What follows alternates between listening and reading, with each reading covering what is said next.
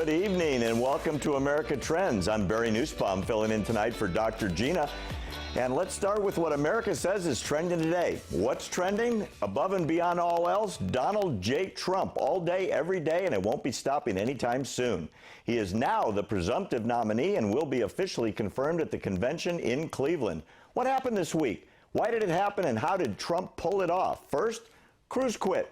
After Trump crushed both Cruz and Kasich in New York 2 weeks ago and last week in 5 primaries winning by landslides, Cruz announced that Indiana was the firewall, the must-win state, and he lost big. Second, so why is Trump the presumptive nominee? Trump pulled off an enormous win in Indiana, beating Cruz plus Kasich. He outperformed all predictions and pollsters by a huge margin. Just as the 5-state sweep the previous week and the New York win 2 weeks ago showed, the Trump train was picking up speed by each week, and it rolled right through Indiana dramatically. Cruz and then Kasich had no choice but to drop out, as a contested convention was no longer likely or even probable. So, third, how did Trump pull this off? In one sentence, he broke all the rules that every expert said he must follow in order to mount a successful campaign. And every rule he broke was replaced with behavior that, per every single expert, should have rendered him a non-participant in this process months ago. Instead, he's the last GOP candidate standing out of the 17 that started last year. He spent much less money. He raised almost no money. Jeb Bush spent $59 million and lost early. Marco Rubio spent $111 million and was gone months ago. Cruz spent $112 million and dropped out on Tuesday. Kasich spent $39 million. Trump, $36 million of his own money, raised $12 million, but he was literally on the news daily and for free. The money that was spent on travel and almost all events were paid for out of his own pocket. He hired no pollsters, never relied on testing of issues and talking points. Instead, per the Donald, he goes with his gut, and he looks at information readily available in the publicly announced polling. So, he's 100% off the cuff, no teleprompter, no written script. This is unheard of in politics.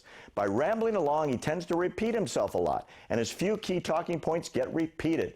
The benefit, obviously, is that people remember what they heard. The downside? Well, he tends to blurt out comments, like when a protester was being disruptive in a rally, he said, "I want to punch that guy in the face."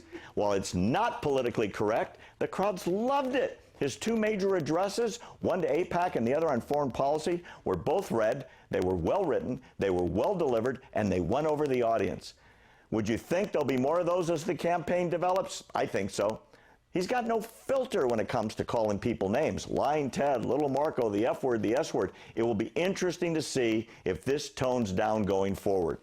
He's rejected the use of super PACs and the people and their ideas that come with the big money. So far, he's almost totally self-financed without even a fundraising chief in place. This has never happened in history until now. Now, it's going to change going forward because the campaign against Hillary is going to cost $1 billion or more. Trump's thin on policy positions. Every other candidate has papers on everything. Trump, not really. 2 major policy speeches have come recently. Both were well received. Many more are promised to be forthcoming. However, he got to the nomination virtually on his stump speech, talking points alone. Is there anyone in America that doesn't know about the wall on the Mexican border and who's going to pay for it? That's right. And who can't name his slogan?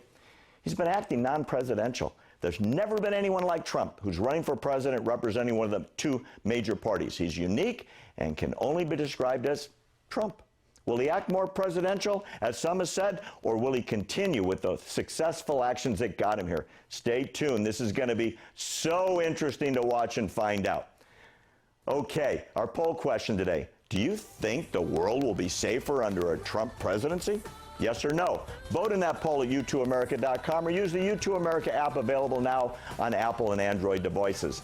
Download it if you don't already have it. And don't forget, we want to hear from you. Follow and tweet to us at Youtoo America, at America Trends TV, and me at Barry Nussbaum. And you can also find me at findbarry.com. More American Trends coming up now. Stay with us.